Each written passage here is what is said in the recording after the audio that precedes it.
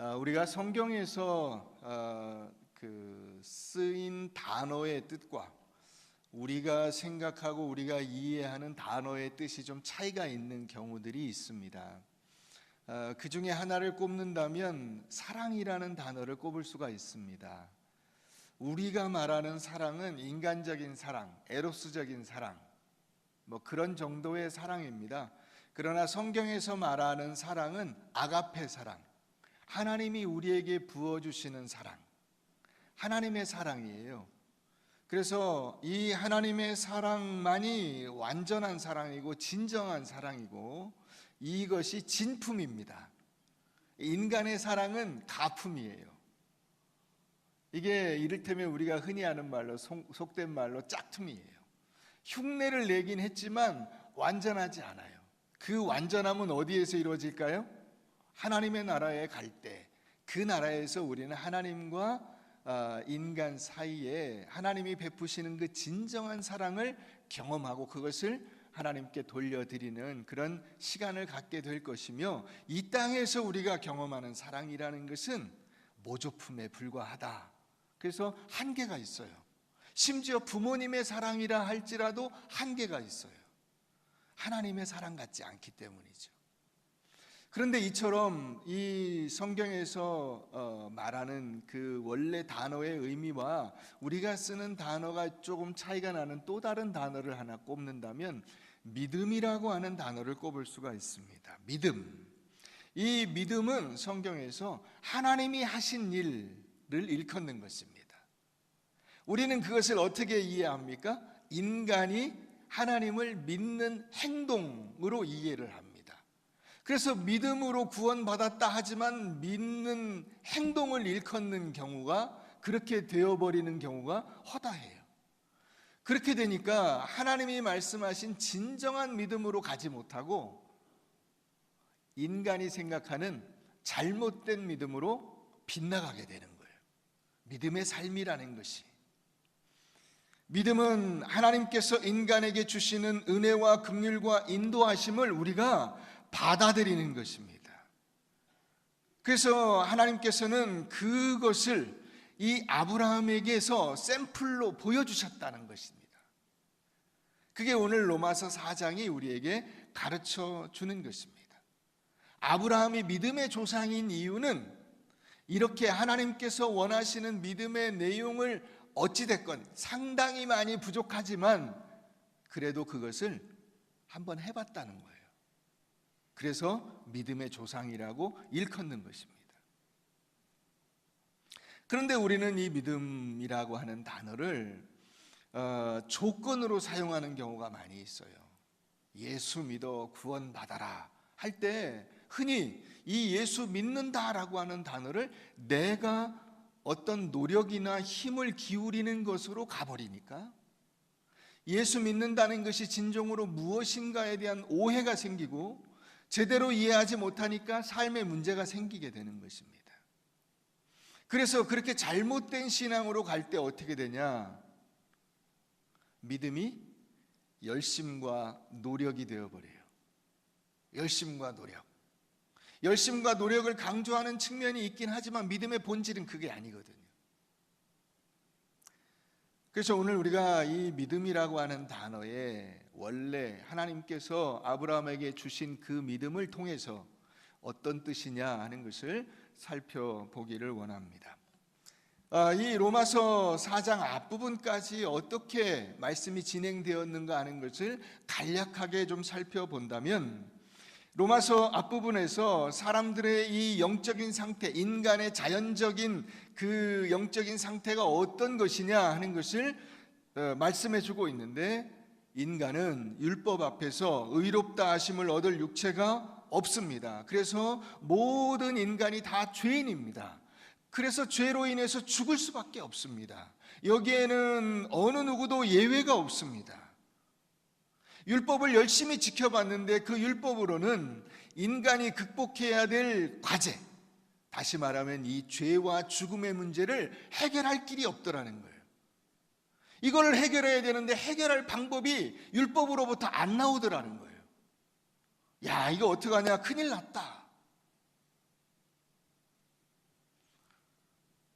로마서 3장 20절 우리가 한번 가보겠습니다. 네, 한 장 앞으로 가셔서 로마서 3장 20절. 그러므로 율법의 행위로 그의 앞에 의롭다 하심을 얻을 육체가 없나니 율법으로는 뭘 깨닫습니까? 죄를 깨닫습니다. 죄가 내게 있다는 것을 알고 죄인이기 때문에 내가 삽니까? 죽습니까? 죽습니다. 내가 죽을 수밖에 없는 존재라는 것을 깨닫게 되는 것입니다. 그런데 이것을 헤쳐나갈 방법이 없어요. 극복할 수 있는 길이 없습니다. 그래서 여기서 이것을 헤쳐나가고 이것을 극복할 수 있는 길을 열어주신다 하는 거예요. 21절. 이제는 율법 외에 하나님의 한 의가 나타났으니 율법과 선지자들에게 증거를 받은 것이라 곧 예수 그리스도를 믿음으로 말미암아 모든 믿는 자에게 미치는 하나님의 의인이 차별이 없느니라. 아멘. 아멘. 아멘. 감사합니다. 최사님 오늘 왜 이렇게 머리를 짧게 깎으셨어요? 예? 단정하게? 난 군대 가시려고 그러는 줄 알았어. 자, 이 21절에 이제는 그랬는데 이 이제는 앞에 뭐가 생략이 되어 있냐면 그러나가 생략이 되어 있어요. 그러나 이제는. 자, 그 앞에까지는 인간이 죄를 지어서 그 죄 때문에 죽을 수밖에 없는 존재였습니다 라고 하는 거예요. 그러나 이제는 율법 외에, 율법이라는 길로는 하나님께 갈 수 있는 길이 막혀버렸어요. 단절돼 버렸습니다. 갈 길이 없어요. 그런데 어떻게 합니까? 하나님께서 하나님의 한 의가 나타났어요. 그 하나님의 한 의가 22절에 뭐예요? 예수 그리스도. 할렐루야. 이것을 받아들이고 이것을 아는 것, 그걸 뭐라고 해요? 믿음이라고 하는 것입니다. 그걸 믿음이라고 하는 거예요. 그러니까 믿음이라는 말을 여러분 다른 단어로 여기서 바꿔서 우리가 이해를 해야 돼요. 여기서 믿음이라는 단어로 그대로 놔두면 여러분들이 계속 오해를 할 수가 있어요. 이 믿음이라는 단어를 뭘로 바꿔야 되냐? 하나님의 은혜, 하나님의 주권, 하나님의 인도하심, 하나님의 선물, 이런 단어로 바꿔야 돼요.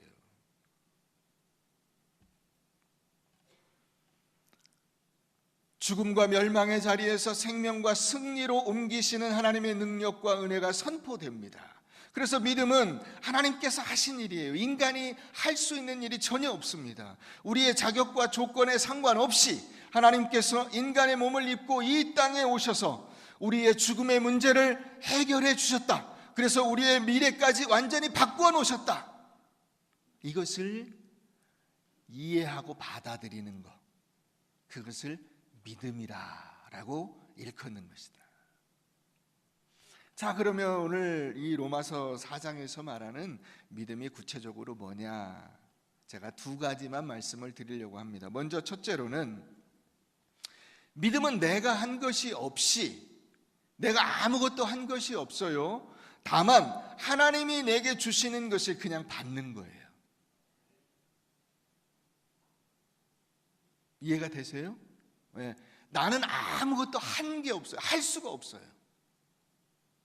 자, 우리가 이제 성경에서 보면 예수님께서 사람을 살려내시는 장면을 볼 수가 있어요. 나인성 과부의 아들이 죽었습니다. 왜 죽었는지는 알 수 없지만 아마 질병으로 죽었겠죠. 자, 그 죽은 이 나인성 과부의 아들을 이제 완전히 죽은 걸 어떻게 할 수가 없잖아요. 장례를 치르고 이제 묻으러 갑니다. 그런데 예수님이 그 나인성 과부의 아들 앞에 딱 서시죠. 그래서 그 나인성 과부의 아들에게 아들아 일어나라 말씀하십니다. 일어나라. 청년아 일어나라 말씀하십니다. 자, 그때 이 청년이, 그 아들이, 자, 내가 너 일어나라 할 때 0.00001초만이라도 잠깐 네 몸에다 힘을 딱 줘라. 그러면 너 산다. 이게 가능해요? 불가능해요? 가능할까요? 불가능할까요?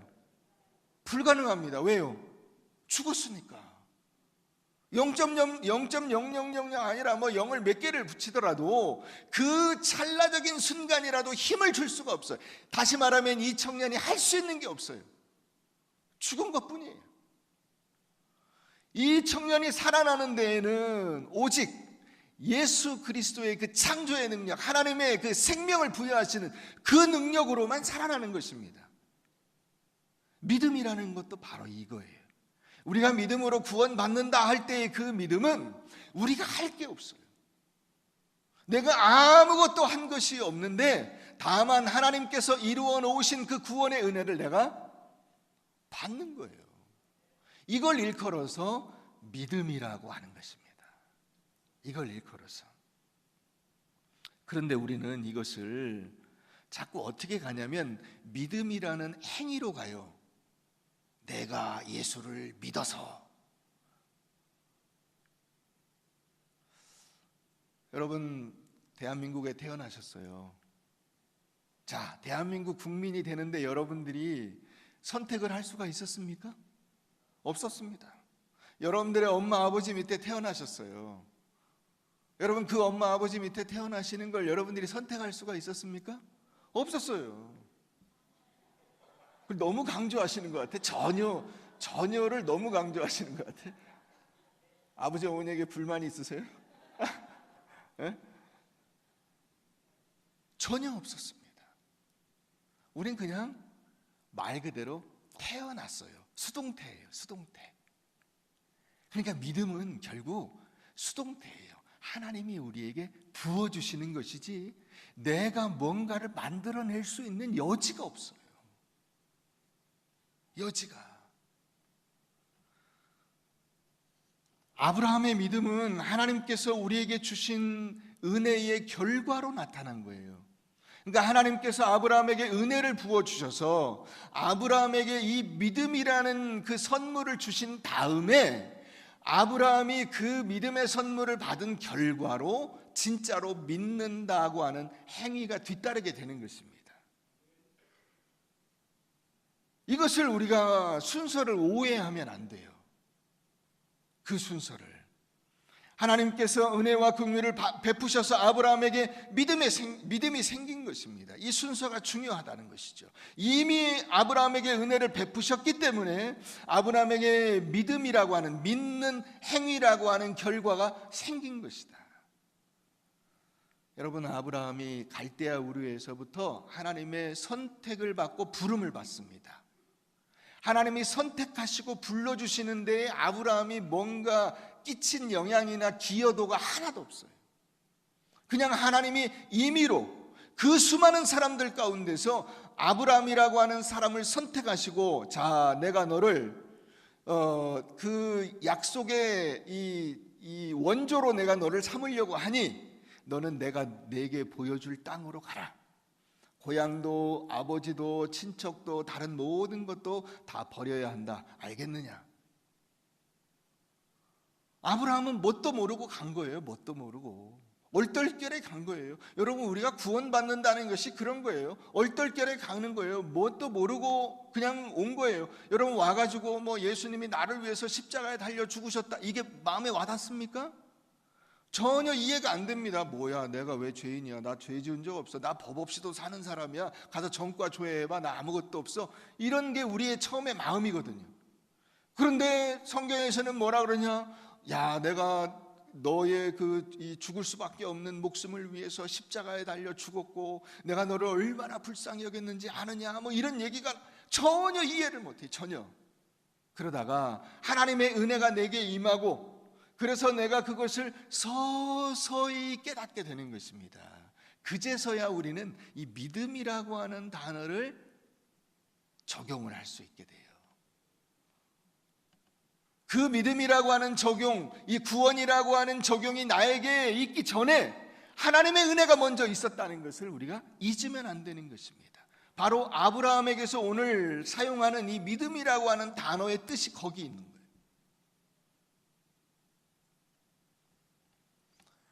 믿음이 생기기 전에 하나님은 이미 아브라함을 믿음의 조상으로 정하셨습니다. 그래서 아브라함의 그 구원과 아브라함의 그 삶의 모든 이유와 원인과 목적과 방법, 이것은 다 하나님으로부터 나온 것입니다. 아브라함이 정한 것이 없고 아브라함이 할 수 있는 여지가 없었어요. 하나님께서 아브라함에게 주실 모든 것을 먼저 이루어 놓으셨고 아브라함이 나중에 받은 것입니다. 우리를 위한 이 그리스도의 이 사랑, 그 구속사역이 이미 이루어졌고 그 다음에 우리가 그것을 깨닫고 예수 그리스도 앞에 나아가서 그 은혜를 알게 되는 것입니다. 이것을 우리가 믿음이라고 하는 거예요. 그러니까 나는 아직 예수를 알기도 전에 예수 그리스도께서 이미 나를 위해서 십자가에 달려 죽으신 것이 먼저 있는 거예요. 이거를 우리가 놓치고 내가 믿는 행위로 예수 그리스도에게 나갔다라고 착각하면 안 되는 것입니다. 자, 우리 하나님 말씀 한번 앞으로 가보십시다. 자, 창세기 17장 한번 가보십시다. 창세기 17장.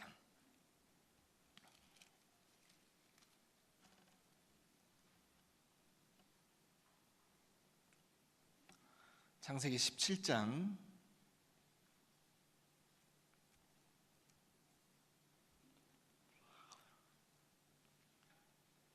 제가 읽습니다. 아브라함이 99세 때 여호와께서 아브라함에게 나타나서 그에게 이르시되 나는 전능한 하나님이라 너는 내 앞에서 행하여 완전하라. 내가 내 언약을 나와 너 사이에 두어 너를 크게 번성하게 하리라 하시니 아브라함이 엎드렸더니 하나님이 또 그에게 말씀하여 이르시되 보라 내 언약이 너와 함께 있으니 너는 여러 민족의 뭐가 됩니까?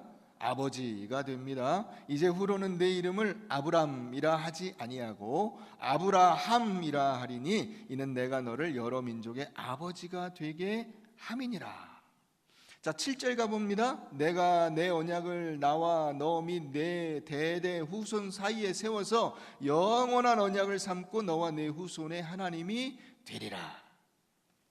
자, 지금 아브라함이 99세 때 아브라함에게 아들이 있어요, 없어요? 아들이 아직 없습니다. 아들이 태어나지 않았어요. 아들이 태어날 전망도 없어요. 시간이 갈수록 아브라함에게는 손해예요. 가능성이 없어지니까요. 지금은 거의 가능성이 제로에 가깝습니다. 아브라함도 그렇게 생각을 한 거예요. 그래서 하나님이 아브라함에게 아들을 주신다 그럴 때 웃은 거 아닙니까? 그런데 하나님이 지금 뭐라고 하냐면 아브라함은 지금 아들도 없는데 이름을 바꿔주세요. 너는 열국의 아버지다. 열국의 아버지. 지금 아들 하나도 없는데 무슨 열국입니까? 원래 이름 아브람은 뭐냐면 아브람은 훌륭한 아버지예요. 아들도 없는데 아버지라는 이름도 지금 민망한 판인데 열국의 아버지라고 하나님이 이름을 또 바꿔주시는 거예요. 한술 더 뜨는 거예요, 하나님이. 여러분, 근데 이 약속이 먼저 있고 나서 그 다음에 100세에 아들이 나오는 거예요. 이 약속이 먼저 있고 나서 우리에게 하나님의 은혜가 먼저 있고 나서 그 다음에 하나님의 그 구체적인 사랑과 능력과 역사하심이 우리의 삶 속에서 드러나게 되는 것입니다. 우리가 믿음의 길로 가게 되는 거예요. 그 다음에 내가 믿어서 가는 게 아닙니다. 그러니까 이미 하나님께서 2000년 전에 예수님께서 십자가에 달려 죽게 하심으로써 나를 포함한 현존하는 모든 인류와 앞으로 태어날 모든 인류까지 하나님과 우리가 화목하게 만들어 주신 거예요. 이것을 각자에게 적용하는 일이 개인의 구원 사건이 되는 것입니다. 그러니까 여러분, 나 한 사람만 보면 안 되고요, 이 아브라함 속에 온 인류가 들어있는 거예요. 여러분들도 마찬가지예요. 여러분들 한 사람만 보면 안 되고 내가 지금 예수 그리스도의 은혜로 구원받았다, 이걸 나 한 사람만 보면 안 되고 여러분들 뒤에 있는 모든 여러분들의 후손 혹은 여러분들을 통해서 예수 믿게 되는 수많은 사람들을 여러분 같이 봐야 되는 거예요. 그들을 향한 하나님의 은혜와 하나님의 긍휼하심과 주님의 인도하심과 그 구원의 주권이 이미 선포되어 있는 거예요. 그것이 적용되는 것은 나중 일이에요. 지금 당장이 아닐 수도 있어요. 그런데 반드시 된다는 것입니다. 그것을 이삭을 얻은 이 사건이 보여주는 거예요. 자, 앞장으로 좀 가보시죠. 12장부터 한번 볼까요? 12장 1절부터 한번 봅시다. 창세기 12장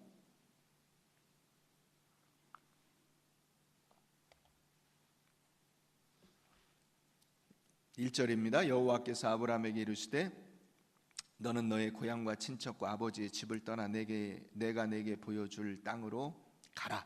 내가 너로 큰 민족을 이루고 내게 복을 주어 내 이름을 창대하게 하리니 너는 복이 될지라. 너를 축복하는 자에게는 내가 복을 내리고 너를 저주하는 자에게는 내가 저주하리니 땅의 모든 족속이 너로 말미암아 복을 얻을 것이라 하신지라.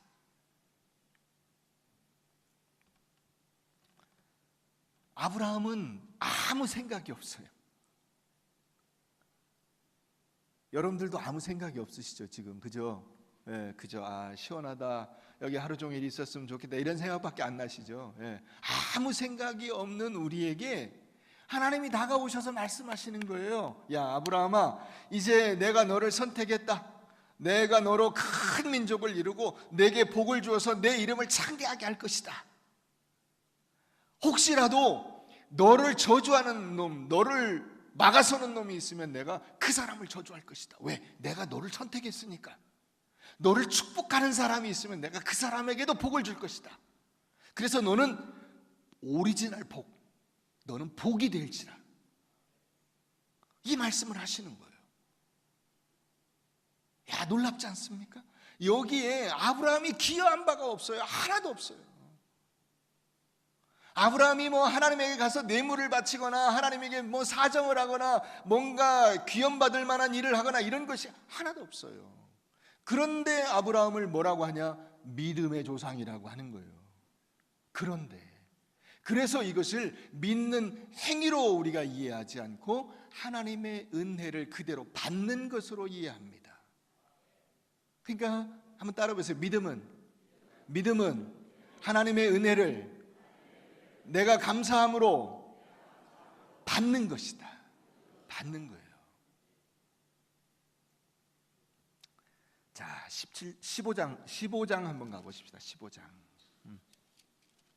15장. 자, 그렇게 해서 하나님께서 선택하시고 은혜를 부어주시는 그 선포를 들었어요, 아브라함이. 자, 그리고 나서 15장 1절 이후에 여호와의 말씀이 환상 중에 아브라함에게 임하여 이르시되 아브라함아 두려워하지 말라. 나는 내 방패요 너의 지극히 큰 상급이니라. 아브라함이 이르되 주 여호와여 무엇을 내게 주시려 하나이까? 나는 자식이 없사오니 나의 상속자는 이 다메섹 사람 엘리에셀이니이다. 아브라함이 또 이르되 주께서 내게 씨를 주지 아니하셨으니 내 집에서 길린 자가 내 상속자가 될 것이니이다. 여호와의 말씀이 그에게 임하여 이르시되 그 사람이 내 상속자가 아니라 내 몸에서 날 자가 내 상속자가 되리라 하시고 그를 이끌고 밖으로 나아가 이르시되 하늘을 우러러 뭇 별을 셀 수 있나 보라. 또 그에게 이르시되 내 자손이 이와 같으리라. 아브라함이 여호와를 믿으니 여호와께서 이를 그의 의로 여기시고 또 그에게 이르시되 나는 이 땅을 내게 주어 소유를 삼게 하려고 너를 갈대아인의 우르에서 이끌어낸 여호와니라. 그게 이르시되 주 여호와여 내가 이 땅을 소유로 받을 것을 무엇으로 알리이까? 여호와께서 그에게 이르시되 나를 위하여 3년 된 암소와 3년 된 암염소와 3년 된 순양과 산비둘기와 집비둘기 새끼를 가져올지니라. 아브라함이 그 모든 것을 가져다가 그 중간을 쪼개고 그 쪼갠 것을 마주 대하여 놓고 그 새는 쪼개지 아니하였으며 솔개가 그 사체 위에 내릴 때에는 아브라함이 쫓았더라. 해질 때에 아브라함에게 깊은 잠이 임하고 큰 흑암과 두려움이 그에게 임하였더니 여호와께서 아브라함에게 이르시되 너는 반드시 알라. 내 자손이 이방에서 계기되어 그들을 섬기겠고 그들은 400년 동안 내 자손을 괴롭히리니 그들이 섬기는 나라를 내가 징벌할지며 그 후에 내 자손이 큰 재물을 이끌고 나오리라. 너는 장수하다가 평안히 조상에게로 돌아가 장사될 것이요 내 자손은 4대 만에 이 땅으로 돌아오리니 이는 아모리 족속의 죄악이 아직 가득 차지 아니함이니라 하시더니 해가 져서 어두울 때에 연기나는 화로가 보이며 타는 횃불이 쪼갠 고기 사이로 지나더라. 여러분, 이게 무슨 말인가를 여러분들이 잘 이해를 하셔야 돼요. 이 15장 말씀이 무슨 말인가. 자, 아브라함에게 믿음이 있었냐? 믿음이 없었죠. 우리가 알고 있는 그 믿음이 없었어요. 그러니까 하나님께서 주신다 그러면 우리가 생각하는 아브라함이 믿었다 그러면 하나님의 말씀을 굳게 믿고 붙잡고 하나님이 무슨 말씀을 하시는지 예 알겠습니다 하고 이렇게 가야 되는데 그런 종류의 믿음은 없었어요. 그래서 또 뭐라고 하냐면 하나님이 아까 12장에서 내가 너로 큰 민족을 이루고 하셨잖아요. 내가 내게 내 후사를 내 몸에서 후사를 줄 것이다 말씀하셨는데 그 말씀을 전혀 이해를 못한 거예요. 믿음이 없는 거예요. 그래서 뭐라 그래요? 상속자는 양자 제가 하나 드리겠습니다 이렇게 얘기한 거예요. 양자. 어차피 제가 아들을 낳는다는 것은 제가 보니 불가능합니다. 그러니 제가 양자 하나 드리면 어떨까요? 하나님이 뭐라 그래요? 아니야, 그건 네 후사가 아니야. 내가 내 몸에서 날 아들을 너의 후사로 줄 거야. 그걸 어떻게 압니까? 그런 거예요. 그걸 어떻게 압니까? 제가 그걸 어떻게 압니까? 저는 이해가 안 됩니다. 하나님이 어떻게 이 일을 하실 수가 있습니까? 그때 하나님께서 아브라함에게 자 3년 된 암염소와 순양과 산비둘기와 집비둘기를 갖고 와서 반쪽에 놔라 그래요. 이게 뭐냐면요, 이 당시에 공식적인 계약을 맺을 때 하는 행위였어요. 요즘으로 치면 계약서를 쓰는 행위예요. 이게 계약서가 뭐냐면 만약에 이 약속대로 지키지 않으면 그 지키지 않는 사람이 이 죽은 짐승과 같이 죽습니다 하는 거예요. 그래서 그 짐승을 반을 쪼개서 갈라놓은 거예요. 그리고 자 17절에 가보면 해가 져서 어두울 때 연기나는 화로가 보이며 타는 횃불이 그 쪼갠 고기 사이로 지나간 거예요. 이 지나간 게 아브라함입니까? 아니에요. 하나님이 지나가셨어요. 자, 여기에 대해서 내가 책임지마. 내가 내 목숨을 걸고 하나님이 이 생명이 있으신 존재라고 우리가 그 표현을 한다면 내가 내 목숨을 걸고 너에게 이 약속을 확증해 주마, 보증해 주마. 내 손가락 걸자, 앞뒤로 복사하자, 코팅하자 한 거예요. 이게 계약서를 쓴 거예요. 계약의 일방적인 당사자는 아브라함이에요. 아브라함은 그냥 멍하니 있었어요. 근데 하나님이 계약서를 쓴 거예요. 거기에 하나님이 서명을 딱 하신 거예요. 자, 받아. 내가 서명한 거야. 이 약속을 안 지키면 누가 죽어요? 하나님이 죽으신다는 거예요. 하나님이 그 쪼갠 고기 사이로 지나가신 거예요. 그래서 너는 그냥 가만히 있으면 돼. 너는 걱정하지 말고 있으면 돼. 내가 다 할 거야. 이 얘기예요.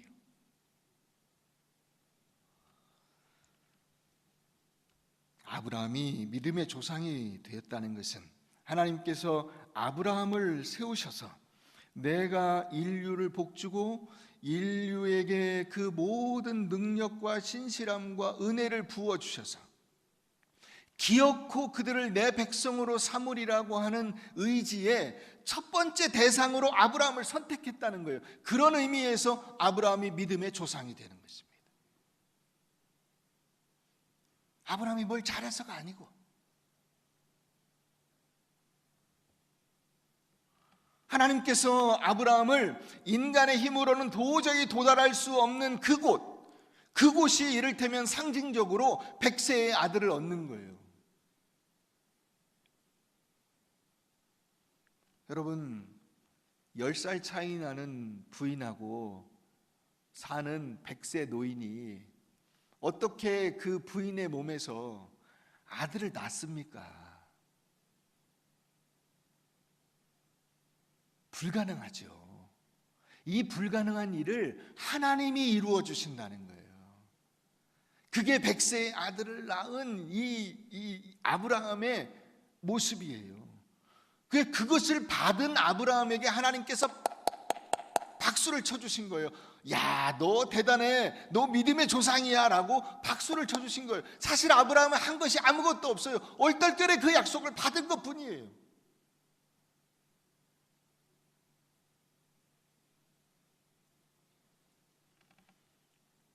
창세 이후 아담이 범죄하였을 때 하나님께서 이미 우리의 구원을 약속해 놓으셨잖아요. 창세기 3장 15절. 그런데 하나님께서 그 구원을 2000년 전에 이루어 주신 거예요. 성취해 주셨어요.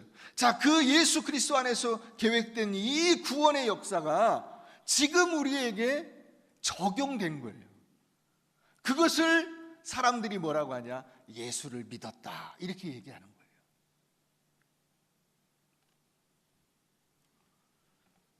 자, 믿음의 첫 번째 원리가 뭐라 그랬어요?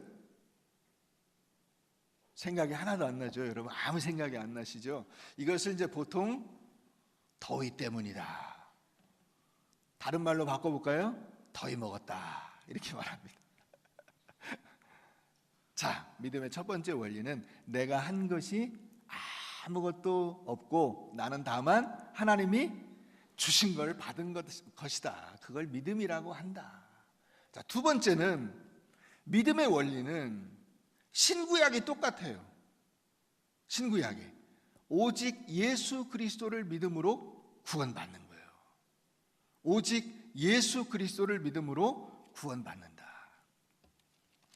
여러분, 이 구약의 성도들하고 신약의 성도들, 혹은 지금 우리와 믿음의 원리가 좀 다르리라고 생각하는 사람들이 많이 있어요. 왜냐하면 구약에는 이 아브라함 때 할례를 주시고 15장에서 할례를 명령하시잖아요. 그리고 나서 율법을 주시잖아요. 그러니까 이 할례와 율법을 받은 이 사람들에게서 하나님께서 그 할례 받은 백성으로서 율법을 잘 지키는 것이 구원의 원리로 주신 거 아니냐, 이렇게 생각할 수가 있어요. 그런데 우리가 아브라함을 통해서 보면 그게 아니라는 걸 알 수가 있어요. 그게 아니에요. 예수 그리스도를 하나님께서 약속해 주신 것을 볼 수가 있습니다. 자, 먼저 한 가지 증거를 하나 본다면 17절로 다시 가서 보면 7절 한번 보세요. 7절. 17장 7절. 내가 내 언약을 나와 너 및 내 대대 후손 사이에 세워서 영원한 언약을 삼고 너와 내 후손의 하나님이 되리라, 이렇게 돼 있어요. 여기 후손이라고 하는 이것이 우리가 일반적으로 생각할 때는 복수잖아요. 복수. 그죠? 여기 이 후손은 아브라함이 대대로 후손이니까 복수일 수밖에 없잖아요. 그런데 이 후손은 단수로 쓰였어요. 단수. 그러면 여기서 말하는 이 아브라함의 후손은 누구일까요? 예수 그리스도. 이 예수 그리스도로 인하여 하나님께서 우리에게 주실 영원한 생명을 아브라함이 이미 그때 어렴풋한 이 빛으로 받은 거예요. 자, 다시 로마서 4장으로 우리가 돌아와 봅시다. 로마서 4장 가봅니다. 그런즉 육신으로 우리 조상인 아브라함이 무엇을 얻었다 하리요? 이 말은 아브라함이 육신적으로 하나님 앞에 내세울 것이 뭐가 있었느냐 하는 거예요. 육신적으로 율법적으로 하나님과의 관계에서 이 구원의 어떤 그 힘과 조건으로 내세울 만한 게 뭐가 있었어요? 아무것도 없었어요.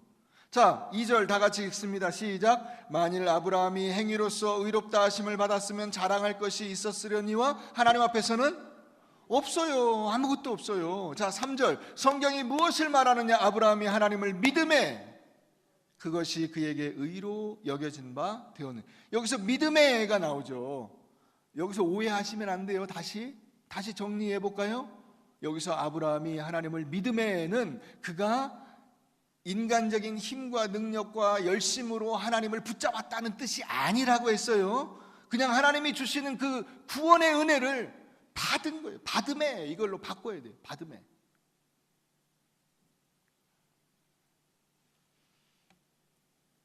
인간적으로 내세울 게 아무것도 없다는 것을 우리가 창세기에서 보면 금방 알 수가 있어요. 하나님이 약속을 주시니까 에이 사라가 어떻게 아들을 낳습니까? 그랬잖아요. 그러다가 안 되니까 첩을 얻었잖아요. 그래서 이스마엘을 낳았어요.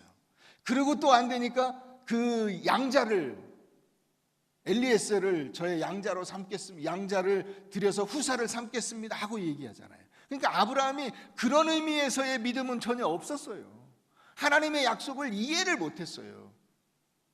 그리고 나서 아까 17장에 나오는 대로 99세가 되어서 하나님이 다시 한번 확인해 주시고 100세의 아들을 얻었어요. 자, 이때 아브라함이 조금 알게 된 거예요. 조금 이해할 수 있게 됐어요. 그걸 보고, 아들이 태어난 것을 보고, 내 힘과 능력과 이 어떤 내 노력으로 전혀 불가능한데 하나님이 만드시는구나. 하나님이 만드시는구나. 그것을 그제서야 깨닫게 된 거예요. 조금 깨닫게 된 거예요. 이게 내 힘으로는 도저히 불가능한데 하나님이 나를 움직이셔서 나를 통해서 아들을 주신다고 하는 이 약속을 만들어내시는구나. 성취하시는구나. 그래서 아브라함이 그 다음에 이삭을 바치라는 명령에 기계적으로 움직인 거예요. 이제 그는 깨닫게 된 거예요. 조금. 하나님이 어차피 100세라고 하는 인간으로서는 도저히 불가능한 그 나이에, 그 아내 90세라고 하는 이 여자로서는 도저히 아들을 생산해낼 수 없는 그 나이에 아들을 낳게 하셨다면, 자, 이삭이 문제가 아니다라는 것을 알게 된 거예요. 그래서 이삭을 바치라는 명령에도 그가 즉각적으로 순종할 수 있게 된 거예요. 드디어 내가 이삭을 내 능력으로 얻은 것이 아니라 하나님이 주신 것이라면 이삭이 없어도 하나님은 하실 것이다. 내가 아이가 없을 때 자손을 주시겠다고 하신 하나님인데 이제 이삭이 없다고 해서 하나님의 계획이 막힘이 있겠는가? 하라면 하는 대로 순종하는 것이 나의 자세다라는 것을 아브라함이 알게 된 거예요. 여러분, 예수님께서 동정녀 마리아에게서 태어나셨다 하는 것이 이와 같은 거예요. 예수님이 이 동정녀 마리아에게서 태어나셨다는 것이 뭘 의미하냐? 인간의 힘으로 태어나신 것이 아니라는 말이에요. 하나님이 우리에게 주시는 이 구원의 능력은 사람의 노력과 사람의 열심으로 이루어낼 수 있는 것이 아니라는 거예요. 온전히 하나님의 능력과 은혜로 부어주시는 거예요. 내가 그 선물을 받아 사는 거예요. 하나님께서 이 세상 속에 개입하시고 인류의 역사에 들어와서 죄 많은 인간들, 그래서 죽을 수밖에 없는 인간들, 이 땅에서 아무런 소망도 아무런 비전도 없는 인간들이 그저 죽을 일밖에 하지 않는 그들에게, 밥 먹고 화장실 가는 것밖에 할 일이 없는 이 인간에게 진정한 비전과 소망과 꿈이 무엇인가를 알려주시는 일, 그것을 하나님이 하셨다라는 것입니다. 그게 예수 그리스도께서 동정녀 마리아에게서 탄생하신 것이요, 그것이 예수 그리스도께서 십자가에 달려 죽으신 일이에요. 내가 한 것은 아무것도 없어요. 아브라함이 믿으니 그를 의롭게 여기셨다. 이것은 아브라함이 어떻게 남과 다른 믿음을 가졌느냐, 남보다 경건했느냐, 이런 뜻이 전혀 아니에요.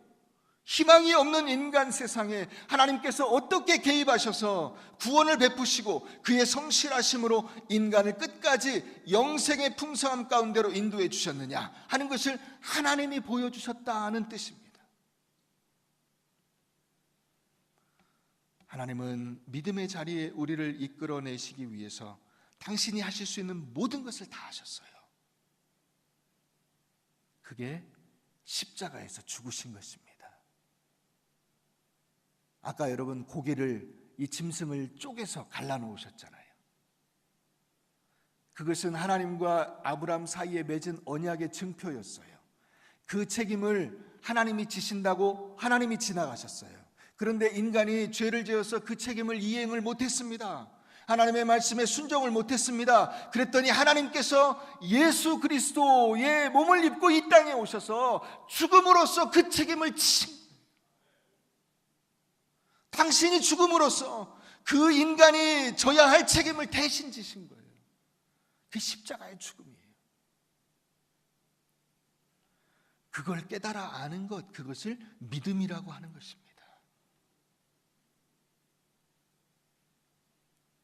자, 그러면 왜 하나님이, 결론이에요. 이제 다 끝났어요. 다 끝났어요. 왜 하나님이 이걸 어렵게 믿음이라고 표현을 했나, 헷갈리게. 잘 알아듣게 표현을 하시지. 하나님 왜 믿음이라고 표현하셨습니까? 하나님께서 우리의 반응에 책임이 있다는 사실을 알려주시기 위해서예요. 하나님이 은혜를 부어주시는데 그 은혜 받은 사람으로서의 반응의 책임을 네가 좀 깨달았으면 좋겠다 하는 거예요.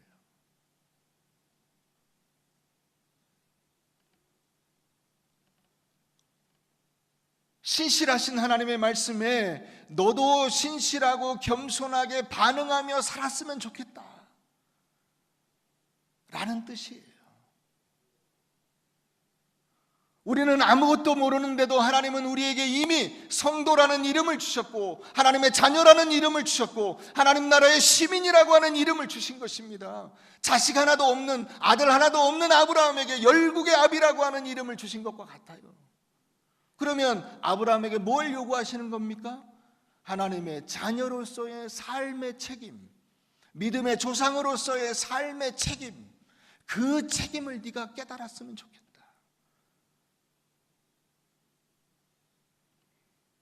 사랑하는 성도 여러분, 지금 여러분들은 아무것도 가진 것이 없는 것 같고, 그래서 빈털터리 깡통과 같은 인생이라고 할 수 있을런지 모르나, 여러분들은 이미 열국의 아비요, 하나님의 자녀요, 거룩한 성도요, 거룩한 제사장이요, 천국의 시민이에요. 하나님께서 이미 그 은혜를 여러분들에게 약속해 주시고 부어 주신 거예요. 그 삶의 자리를, 책임 있는 반응을 감당하실 수 있기를 주의 이름으로 축원합니다. 그것이 하나님의 사랑을 받은 자의 아름다운 특권이에요.